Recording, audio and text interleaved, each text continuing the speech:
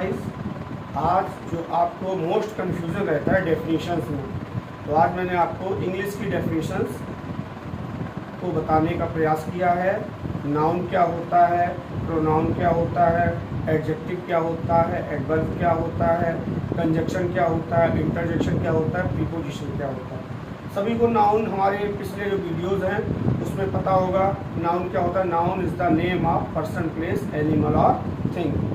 तो नाउन संज्ञा किसे कहते हैं? किसी व्यक्ति, वस्तु, स्थान या भाव के नाम को संज्ञा कहते हैं। एक एग्जाम्पल भी हमने यहाँ पे ले रखा है, Ram go to Agra by bus. Ram यहाँ पे क्या है? नाउन।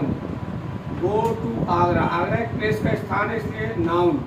बस थिंग का स्थान है इसलिए नाउन। तो नाउन की डेफिनेशन देखिए, noun is the name of person, place और थिंग।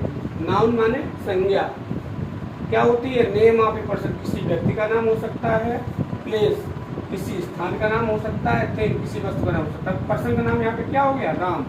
प्लेस का नाम क्या हो गया? आगरा। और थिंग का नाम क्या हो गया? बस। तो आपको नाउन की डेफिनेशन क्लियर है। आगे आते हैं प्रोनाउन। जब हमें बार बार एक वर्ड यूज़ नहीं करना होता है तो उसकी जगह जो वर्ड यूज़ करते हैं उसको क्या कहते हैं? प्रोनाउन। प्रोनाउन में हम नाउन को हटा के रिप्लेस कर देते हैं और जो वर्ड्स हैं ही, सी, इट वो लगाते हैं।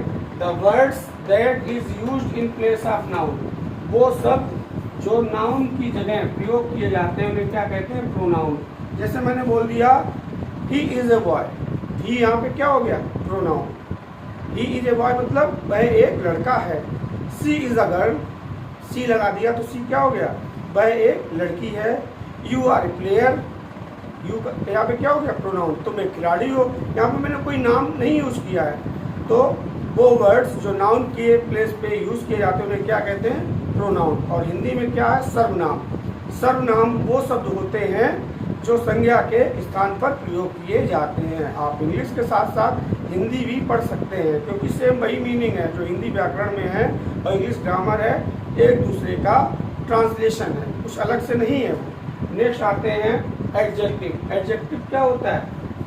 किसी चीज़ की हम क्या बताएं? विशेषता बताएं, क्वालिटी बताएं।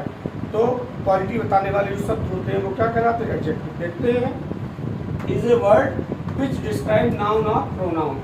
ये वो शब्द होते हैं जो नाउन और प्रोनाउन को बताते हैं। जैसे हमने बोल दिया Virat Kohli is a cricketer, तो क्रिकेटर क्या है? उसकी विशेषता बता रहा है। विराट कोहली की विशेषता क्या बता रहा है? कि जो विराट कोहली है वो क्रिकेट का एक खिलाड़ी है।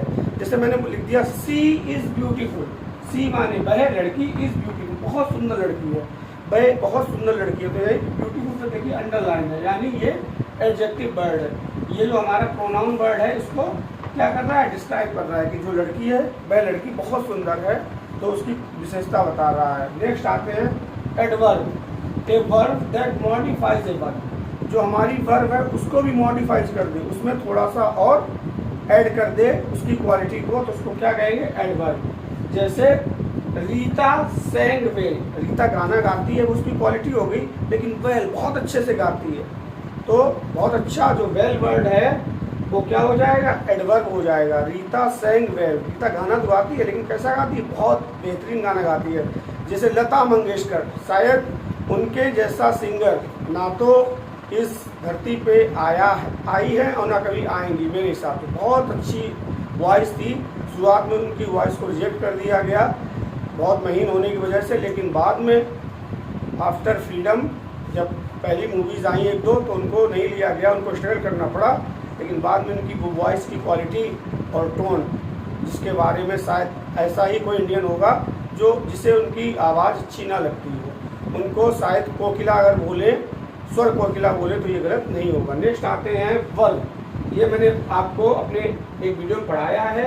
It is a word use for saying something about some person और थिंग। ये किसी पर्सन और थिंग के बारे में हमें कुछ बताता है। जैसे मैंने कह दिया आई एम ए स्टूडेंट या आई एम ए टीचर, मैं एक टीचर हूँ, तो एम वर्ड जो वर्ड है वो क्या कहलाता है? वर्ब। जैसे आई एम अ स्टूडेंट, तो यहाँ पे ये वाला जो वर्ड है वो वर्ब को बताता है। आपको ये ज़्यादा से ज़्यादा देखना हो तो हमारा जो इससे पहले का वीडियो है उसको देख सकते हैं। प्रीपोजिशन पे आ जाते हैं। It is use before noun और प्रोनाउन। नाउन और प्रोनाउन के पहले ये यूज होते हैं और टोल्ड बताते हैं रिलेशन बिटवीन देम, उनमें क्या रिलेशन है, क्या संबंध है। जैसे there is a book on the table, कोई बुक है वो टेबल पे, जैसे ये मेरा मार्कर है, ये मेरी हथेली के ऊपर है, तो ये इनके बीच में क्या बता रहा है, रिलेशन बता रहा है। तो रिलेशन बताने वाले शब्द क्या कहलाएंगे, प्रीपोजिशन कहलाएंगे। आगे conjunction, it is a word which joins two और मोर देन टू वर्ड्स, ये दो वर्ड्स को आपस में जोड़ने का काम करता है। जैसे हमने बोल दिया आपसे यहाँ पे कि Ram and Shyam went to market, Ram और श्याम कहाँ गए, मार्केट गए, मार्केट माने बाजार। तो राम और श्याम को जोड़ने वाला वर्ड क्या है, एंड, एंड मीन्स और, ये क्या है, सी फॉर कंजक्शन। तो कंजक्शन क्या करता है, दो वर्ड्स को आपस में जोड़ता है। लास्ट डेफिनेशन है इंटरजेक्शन। इंटरजेक्शन में क्या होता है, एक्सप्रेस, आप अपनी भावनाओं को एक्सप्रेस करते हो।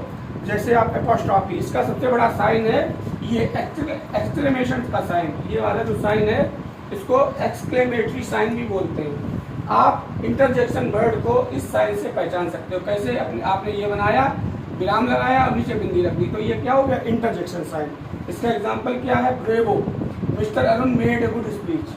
ब्रेवो माने बहुत अच्छी तरीके से मिस्टर अरुण ने एक स्पीच बोली। यहाँ पे आपको ग्रामर की सारी डेफिनेशंस मैंने बताई हैं, ये हर स्टूडेंट के लिए बहुत इंपॉर्टेंट है। अगर उन्होंने ये जो डेफिनेशंस हैं वो तैयार कर ली तो निश्चित रूप से उनके जो मार्क्स हैं वो गेन होंगे इंग्लिश ग्रामर में। Thank you.